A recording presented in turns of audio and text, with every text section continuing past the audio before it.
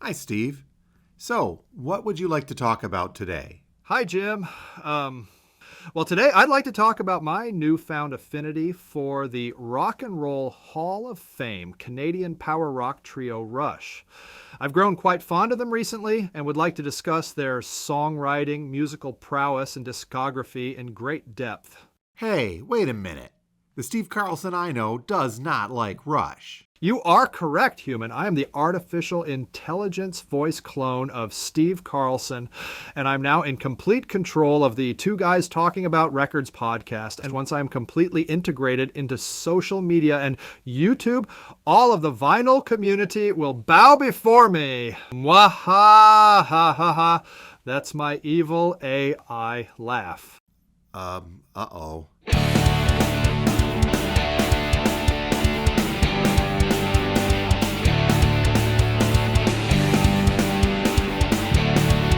And holy cow, welcome once again to Two Guys Talking About Records, a vinyl community podcast. My name's Jim, and I'm a record store owner. Are you Steve? I don't know anymore. You know, I dressed up for Halloween as my clone, and maybe I am my clone. Holy cow, is that... Well, seriously, what do you think? That was crazy. That was amazing. And just for you folks that are curious, yes, that is. I talked to Steve the other day, and when we decided on the subject matter about talking about this new AI Beatles song, which, by the way, is the subject matter of today, I said, okay, I've been working with this AI site, kind of a free, it's a little $5 subscription thing that I've used for some videos for the store, some AI record review videos for our YouTube channel. I said, it has an option to clone a voice. I said, would you mind if I did this?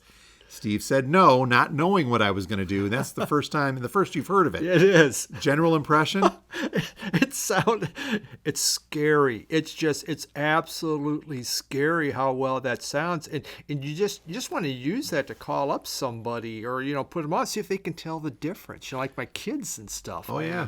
Wow. The scarier part is that took me all of 5 minutes to do. Oh, man. I basically just uploaded a small 1-minute segment of your voice from last week's show, nonetheless, and then typed in what I wanted you to say, and lo and behold, AI Steve said it. Guess what? This means we never die. We will be there forever because people could just put our voice in. We can be with someone for the rest of our life. The ramifications of this are so wide-stretching, and I don't know if it's a good road to go down or not, but we'll kick this about here on today's episode of Two Guys Talking About Records, along with another news item I wanted to get to. But yeah, the Beatles thing is kind of a big deal. It's been all over the news. But before we dive feet first into this futuristic thing, let's do some old-fashioned stuff. What kind of goodies did you pick up this week, sir?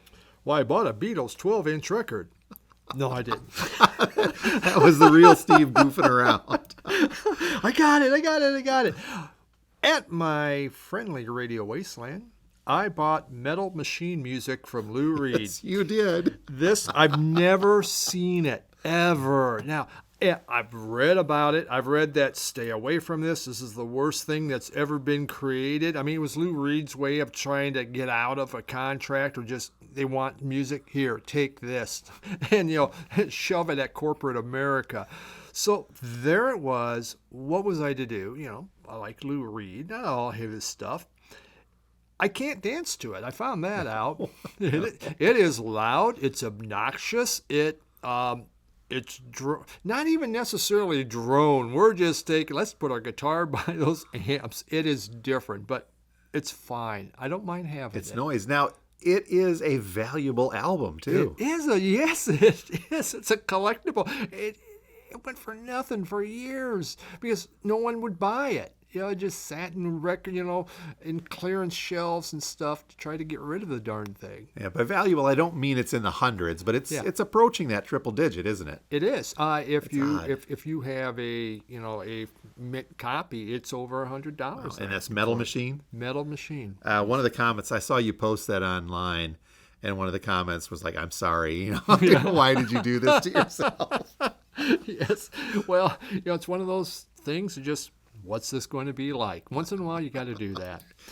But I also just got in from the group Ride. And Ride was one of the first shoegaze bands, and their very first album was called Nowhere, and it came out in 1990. So it shows kind of the start of shoegaze, where we're taking what they were learning from Jesus and Mary Chain, and even My Bloody Valentine, but it really made turned into the shoegaze, which isn't as loud as obnoxious. The vocals are kind of buried in the mix a little bit more, a little further away. Very good album. I've wanted that. And the final one was, it's one that just came out this year. It's from a group called Flying Colours, and the name of the album is called You Never Know, and they're from Melbourne, Australia. Okay. It's their third album. It's shoegaze. Another shoegaze. It seems like I'm kind of stuck in this shoegaze. My AI twin knows this, my clone, and so it's just the more updated, a fresh version. But I learned about this album through a vinyl community video. Mm-hmm. And so a guy from Australia was talking about it and played a sample. I go, man, I really like that. So I brought that in. Well, cool. Your AI clone, by the way, wants to talk about Rush, so we'll have to get you. Yes, I guess so. Well, what about you, Jim? It was a light week after that heavy hitter the week before. It was heavy. I picked up, I don't want to say it was an upgrade. I mentioned before that one of my favorite Kinks albums is Word of Mouth, that was originally released in 1984. Mm-hmm. A great one. I had a chance to pick up a brand new copy from one of our distributors. Yeah. The Friday Music repressing of Word of Mouth by the Kinks on red vinyl, billed it as an audio file, and I thought, you know what, mine is an old album. I want to play this more often. I got this one just to see if it sounded decent, picked up one for the store, and it sounds great. Friday Music as a label, I like it. It's kind of on par with a Music on Vinyl and their audiophile type of reissues, and just as expensive, but they don't get the, and I don't mean to make this sound mean because I just bought the Kinks and I'm happy but Friday Music tends to have different, not the type of titles that you would think would go for a $40 or $50 reissue like MOV does. Yeah. But still, it was a good price. I got it. I'm glad I did. It's a great album, and now I've got kind of a nice little red vinyl copy I can play here at the store, and I can have my other one at home. The other one I picked up was also just kind of a little spur of the moment. I've had one in the store for a while, but I picked up another copy of the soundtrack to the movie 3 O'Clock High, another 80s movie. Huh. This one done by Tangerine Dream. It's a newer repressing of that as well.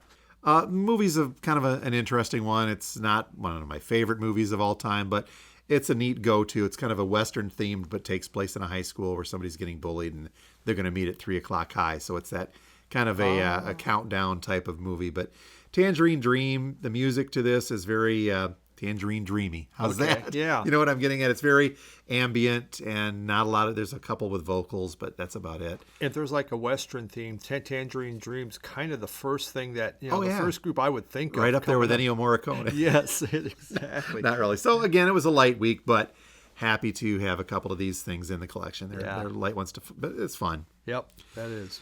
So before we get to the AI discussion, there was a news article that popped up on the website Stereogum on the 1st of November, a couple days ago from when we were recording this. The title of this article is The Discontent at Discogs.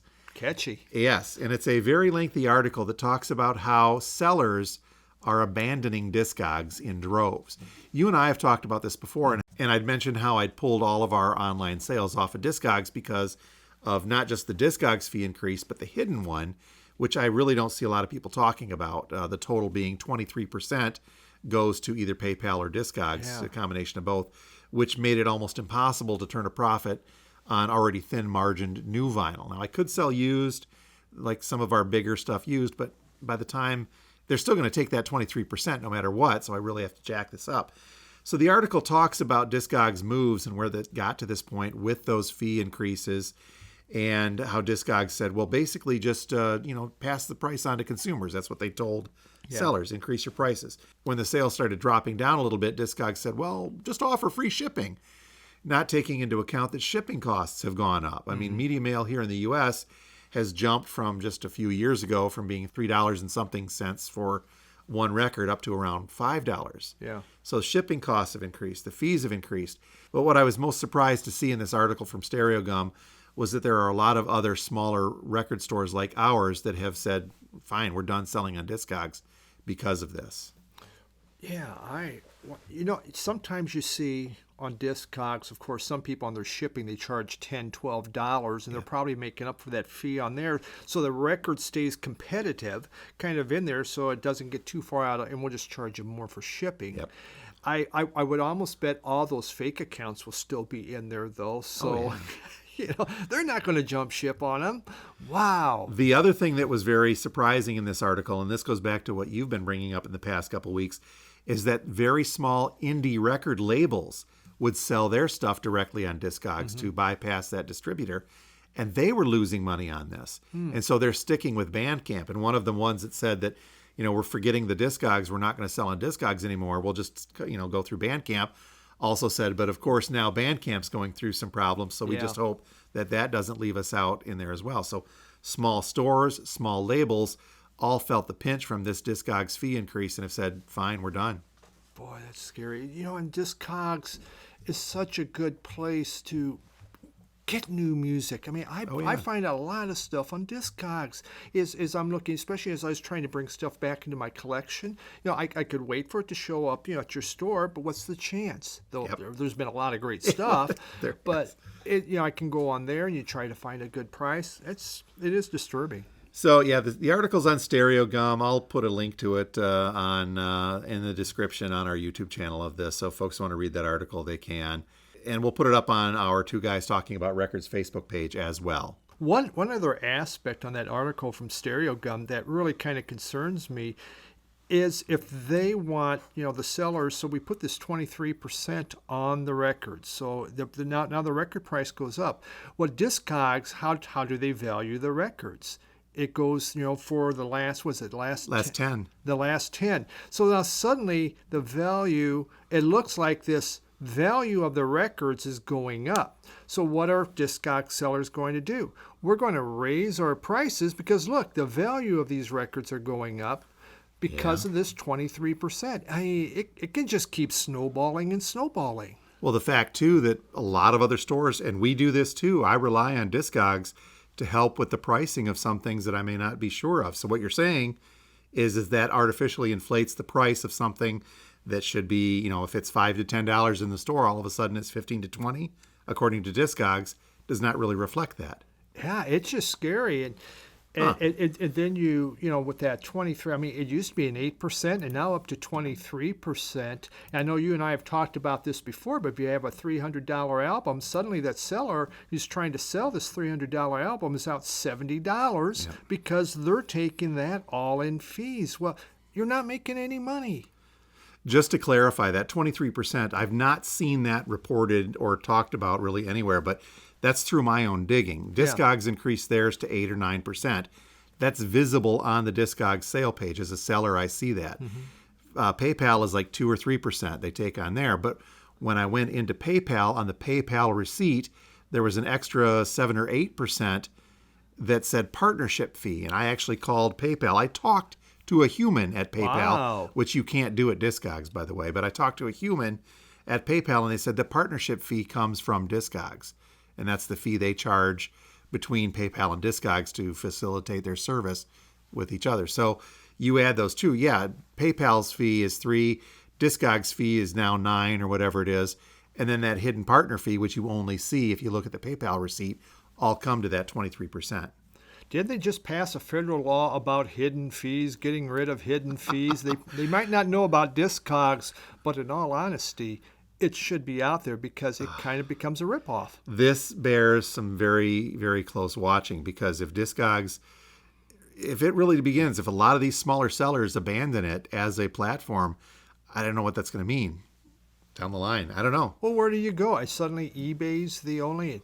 Boy, eBay, getting into that is like, falling into a rabbit hole. And I really, really don't want to do eBay, but I don't know what other choice other than direct sales on our own website, which, by the way, I'm working on. We'll see where it takes us. Yeah, I guess. Boy, more information to come as we go. Come.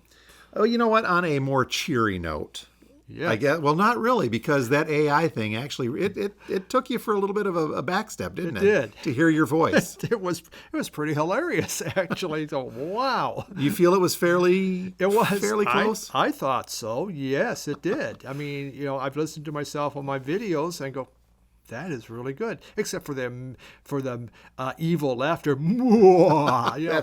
That's better. I'll Yes. reprogram it. But I mean, AI is the future. There's a lot of this happening, and you can buy into the sci-fi things of, are they going to take over the planet? Are the machines going to destroy us all? Maybe. But you know what? In the short term, AI is giving us some ability to listen to an artist, in this case, John Lennon, something new. Yeah. Now, the new Beatles song that dropped, Now and then. it's a decent song. I'm not a huge Beatles fan, but it was neat. Yeah. It was kind of cool. It was fine. It didn't make me want to run out there, but there are a lot of people that are running out there. If you're a Beatles fan, this is tremendous. And I know it had been put out there once before on one of their compilations. They had put it on. No, this one didn't. There were 3 songs. Yeah. There were 3 songs on the cassette, according to what I read, that Yoko Ono gave to Paul McCartney in the 90s. One was Free as a Bird, and the other one was Real Love. Those 2 made it as new material in the 90s when they had some technology. But according to Harrison, he said that Now and Then did not make the cut because the audio quality was so poor. Okay. So this is really the first time. That's why they're billing this as new, but the last Beatles song, which I want to come back to, by the way, in just a second. Did they find another? No, okay, all no. right. But my problem is calling it a Beatles song, but Yeah. that's neither here nor there. But this was now, according to this article, this one I found from a Quartz website called Quartz that talked about the AI process. Peter Jackson of the Lord of the Rings movies fame and the Beatles documentary that he did for Apple TV a while back had his hands in cleaning up this audio, the cassette tape from John Lennon. So there is some question whether or not the voice of John Lennon was actually recreated using artificial intelligence, much like I programmed that clone Steve to talk like. They're not saying whether that was actually replacing John Lennon or if the AI just assisted in cleaning up and separating the piano from this, because it was a single recording, had a tape recorder, a piano, and his voice. And from that, they were able to pull his voice out alone and separate it using AI. Well, when I first heard about it, my first thought was they just had AI develop the voice and it came out. Then I was watching one of the 1,000 videos on it, and they're saying, nope, we went in, we plugged in AI so we could pull his voice out because it was buried underneath the piano. We may never know. But in pulling it out, you have to. I mean, that's the way digital works. You have to recreate. If you're yanking some of that information out, it has to be replaced with something. And that's what this recreation comes. So I think they're being a little bit, I don't want to say misleading, but they're just trying to dance around the fact to say that AI recreated John Lennon's voice in this, when I think clearly it had to do some of it had to be recreated. So now, thanks to AI, we can have a lot more Beatles songs. We can have a whole new Beatles catalog. They can just start plugging in everything. Why stop there? Let's get something brand new from Jim Morrison, maybe, or Yes. Elvis. Elvis. Oh my God, Elvis is in the house, folks. What about some commentary track from Beethoven himself? Yes. Where does this go? But it can be done. Yeah. And I guess it all comes down to, if people buy it, they'll do it. They will. I mean, it's dollars and cents. And if people go, no, that's not right, I won't do it. But if someone goes, God, I really, really like this, they'll keep doing it. The new song from the Beatles, this last Beatles song, it's neat, it's catchy, it is the Beatles, but I can't tell. I mean, I listened to it and I couldn't tell if it's been recreated or not, because so much of what we hear in new music today is cleaned up and adjusted digitally anyway. So Britney that's Spears. what we're getting. Yeah. And I did some reading too. AI can actually, artificial intelligence can actually be used in live performances to correct an auto-tune an artist while they're singing on stage. So we're stepping away from this. They don't even really have to have the ability to perform live anymore if they can just be corrected and have some pitch control in that case. So ABBA was kind of the first with the whole concert where we're a hologram at a concert, which was basically, I guess that would be AI. Why go? You know what? We're 80 years old, but here comes a hologram. Enjoy us when we're young. They did that with Ronnie James Dio too, for crying out loud.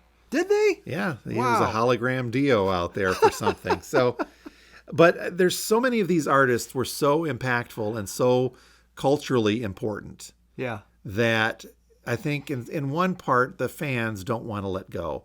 And anything new that comes out, they're going to jump on. I mean, look no Absolutely. further than Prince.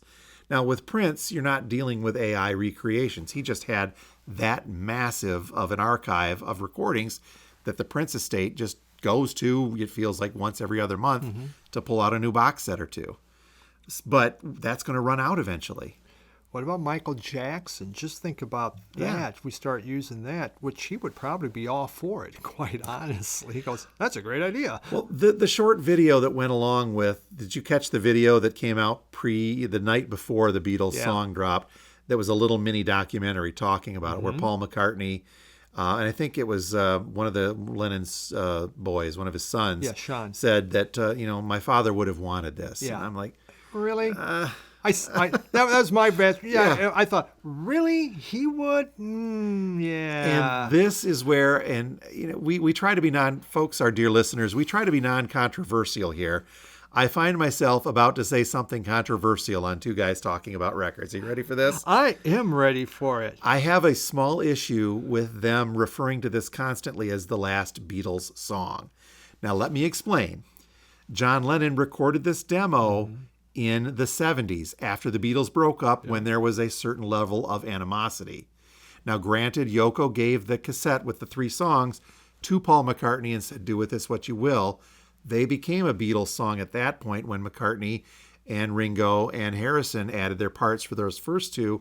And then when McCartney and Ringo did the stuff for the new one using the older Harrison guitar backing tracks. But I don't know as if John Lennon wrote this song and recorded the demo thinking that this is going to be a Beatles song, as much as he said, this is something I'm working on as a John Lennon song. Yes. So it's a John Lennon song backed by the rest of the Beatles. Well, and again, this is with Yoko and obviously the son's blessings. It then becomes a Beatles song. Yeah. So I don't mean to get too far into it, because people are they're moved by this. Yes, they are. And I don't want to rain on that parade, Yeah. because this is not only a great technical accomplishment, it's a very culturally important moment where we can hear another Beatles song. Yeah. And for a fan, obviously it's really, really big. And I guess you could go back and say, well, in the 60s, John wrote it, and then the rest of the Beatles came in and they sang on it. So what's the difference? But you see where I go with this. Yes. Oh, it was at a time. It was at a time when the Beatles were not the Beatles. no more. Yes. And I don't think he wrote this saying, someday when I'm gone, Yoko can. I don't want to go there. This is also important because the Beatles are such an important band. We have had discussions before about, are they as important of a band as the world makes them out to be? Yeah. You mentioned the hundreds of videos, if not more, that are on YouTube celebrating the release of this song. Some people, some of my friends list on Facebook, moved to tears by this song. Wow. And again, that's great because you're a fan of that. I like the Beatles. I'm a fan of the Beatles, but I'm not going to go that far to say, oh my goodness, check this out. I'm not knocking it, but I'm just not moved by it. Does that make me bad? Well, I think sometimes it depends on when you were born and your generation.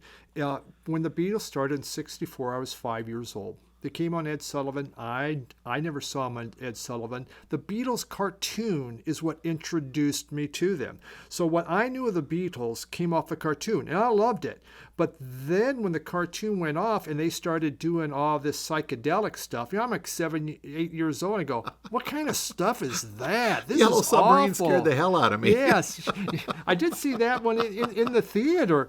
But, I mean, I totally did not become a fan of the later Beatles stuff until I got older, and then I found, okay, I like this better than stuff when I was younger. But it wasn't part of my generation of me growing up. The Beatles wasn't this important part. But for many, think about, the 60s, this was huge. Oh, yeah. And it meant everything because they did, they changed culture. Fashion, what they do with fashion, haircuts. Oh my God, but they got all that kind of stuff going. When you think of just music videos, the Beatles were one of the first really to do music videos and put them out there, and people were looking at that. Recording processes, how did they change it? 4-track, 8-track, but backwards. Backmasking, yep. Yes, they really, truly were inventive. Does it make them my favorite group? It does not. But, I can, are they important? Yes, very much so. Culturally important. And I will absolutely agree with you on that. But I think a lot can be said for a lot of these other trailblazing artists, whether you go back into the 50s, somebody like Elvis, trailblazing and culturally important. Yeah. Something like the Rolling Stones, which we talked about a couple of weeks ago. On the heels of the Beatles or equal to the Beatles, I guess that's another argument, but equally culturally important, but in a different way. And even into, the 70s and 80s, you get something like Led Zeppelin, culturally important. And I think the love of a band is something that's tremendously subjective. And we have talked about this several times, that's what makes collecting records such a passion for so many people, is because you can find these connections to these bands through their music. Passion is such a key word with music. You have that for that song. The music, and for instance, like a Beatles fan, especially if they grew up in that time, it brings back these great memories. They hear that song and it just, you go back to it. That's where, my high school is more in the 70s. So I hear, something like from Boston, and it takes you back, and you have some passion for that. At least for Boston 1, Boston 2, Boston 3. Maybe third stage. But Boston 1, by God, that was good. Now, the article that we had mentioned from this website that I'd found, the Quartz, has an interesting question midway through. It says, could the new Beatles AI song inspire others? And this is kind of what we talked about with where do we go from this? There are some folks that are very skeptical. Let me read the article word for word here. It says, the new Beatles song raises a few important questions, namely, can the method used here be replicated for other famous dead musicians' songs and provide new paths for, and here's the key word, monetization for those who own the rights? Could there be a flood of bygone musician songs on the market in the near future? And more pointedly, would there be a demand for it? It goes back to what you said. One person quoted in the article said, there will be some experimentation, but ultimately we love musicians for how they evolve and surprise us. So the commercial appeal might not be there. And I disagree with that based on the response that we're seeing from this Beatles song. As an artist, think about the collaborations you can now have. You used to have to collaborate with someone that's alive. Now me and Jimi Hendrix, we're doing a tune together. You can, indeed. Yes. This also opens up the whole idea of deep fakes. Now, deep fake videos have been around for a while too. And I would argue that audio only, especially if a singer's voice, if that can be adequately recreated or duplicated or copied. I mean, look what I did with your voice in the span of 5 minutes on a website, and that was it. Now, I didn't mention this to you. About a week ago, here at the store, I get a remarkable amount of telemarketing calls, spam calls throughout the day. It really bothers me. But I got one last week that surprised me. It was a call from Snoop Dogg. It was a telemarketing call from Snoop Dogg. It was a robocall, obviously, trying to talk to me about some sort of settlement reached for small business owners if I wanted in on it. When I answered it, it was yo, this is your old pal Snoop. And it sounded like him. So, when it ended, I chuckled about it. But then I went looking, and there was a couple of mentions online of this recreated deep fake Snoop Dogg out there hawking some sort of telemarketing. So it goes beyond music to take these cultural figures and use them for nefarious purposes. And I think that is the downside of where we're headed with so much of this if deep fake and AI take hold. Because how many people are going to recognize the fact that Snoop Dogg called me? Isn't that cool? Yes, and we can be very gullible as a society. So something like this thrown, and people are just going to go, wow, how about that? Look, I saved this on my phone, and look who talked to me. So as you look at this and you wonder, okay, what is the future? Where is this going? It comes down to you. It comes down to me. It comes down to everyone that's listening to this broadcast and everyone else. if you like it and you buy it, it's going to keep coming. They're going to do more. Yeah, you're going to get more because, it's all about this sold. And so we have to do it. It's kind of like, when a big hit comes out, then everyone wants to copy that hit. Well, same here. Look what the Beatles did. Look how much money they made. Yep. Well, this leads me to my next point.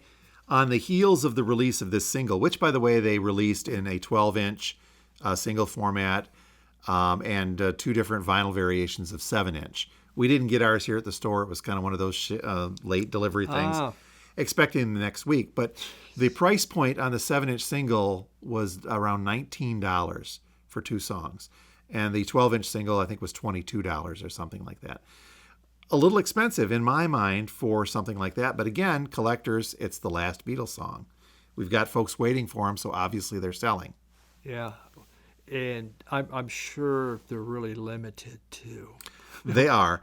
They are? So there'll be new variants then. Ask Randy Macho Man. Yes, it's going to be variant after variant. So next week we can look forward to, you remember the Red and the Blue albums, the Beatles 1962 through 66. Double LPs, I think those are turning probably close to 50 years old now. Mm-hmm. There are reissues of those coming out on the 10th of October. Okay. And you haven't heard this yet, have you? No. Okay. They've turned each of these albums, the Red album and the Blue album, into a triple LP to celebrate the anniversary release of this. And they are the original LPs. They've been remastered. They're half-speed masters. The third LP of the Red one includes songs from that era that weren't on the original compilation. So it justifies that. The Blue LP, the 67 through 70, as the original half-speed mastered, the third record inside of that, same thing, more songs from that era, but it includes that new Beatles song on there as well. So if you didn't get the 7 or 12-inch, you can get it on the Blue LP reissue coming out on the 10th.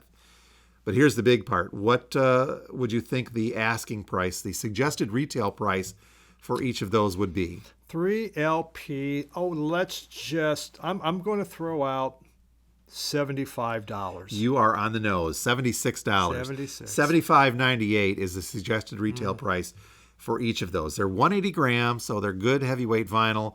Each of them are 3 LP, but man, that's a price point that's up there. That is.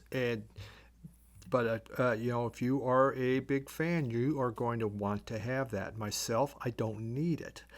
But wow, it just opens the door. So the Rolling Stones are going to look at that. Yeah. Hot Rocks, 3 album set. And there's a lot of songs they could add on to Hot Rocks. Hey, and if you need to, by the way, they're putting out a box set, which is a combination of both the Red and Blue. So it's essentially just those releases, and there's some extra goodies in there too, like some liner notes and some inserts. So it's a 6 LP box set that's listing for $149.98. Boy, the Beatles, they've already had, I believe it was 51 compilations. So now we're up to 53. Got their box set on there. So but they have 17 box sets now. Now they'll have 18 box sets. But again, the super fans are going to go for it. They are. That's up. You know what? That's what it's about. Taylor Swift, what's she going to do with some of this? Oh, boy. In 50 years, can you imagine if vinyl's still a thing? We won't know by then. Yeah. But the Red and the Blue albums, I always kind of thought is a great way to have a good collection of Beatles without having to have all the Beatles albums. For years, that's the way it was for me. They pretty much covered it. So you add that third record in on each of those sets, you're covered if you don't own any Beatles. Yeah. I was happy with those, with the Red, the old Red and the Blue, but maybe there's great stuff on there, but I just have a hard time.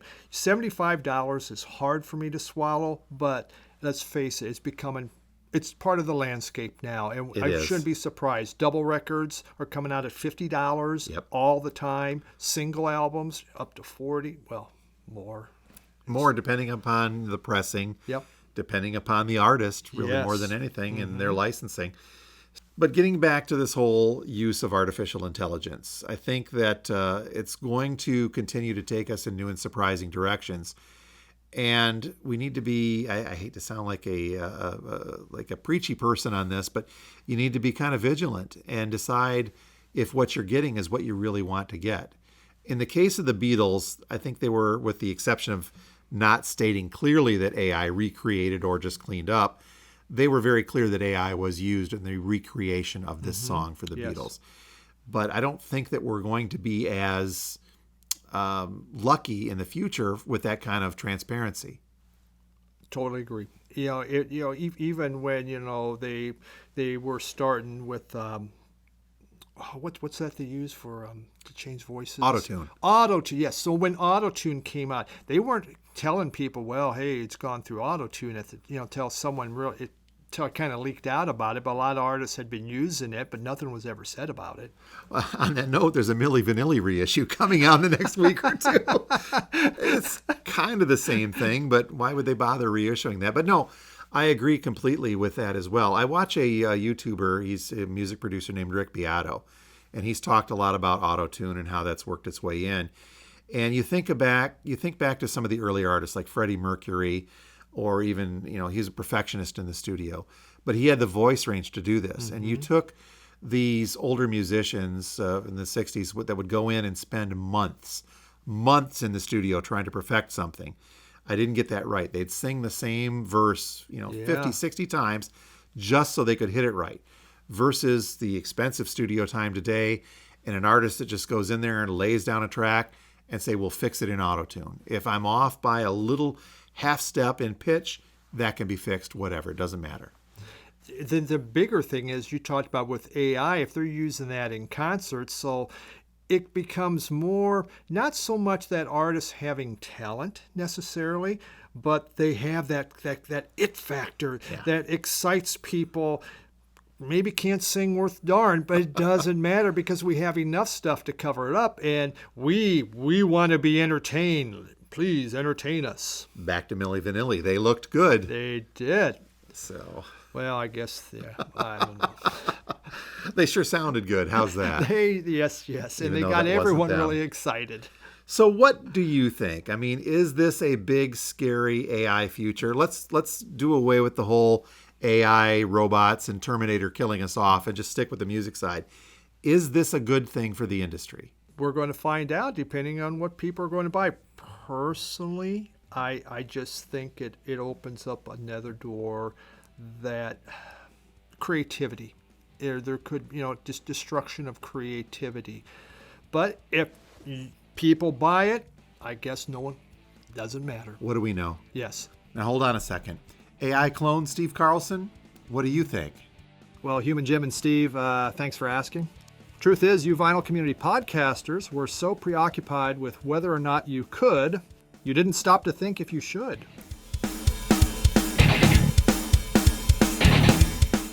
All right, well, you have been listening to two guys talking about records, a vinyl community podcast. Really, you have. My name is Jim, and I am a record store owner. And I am Steve, and I'm pretty sure I'm a record collector.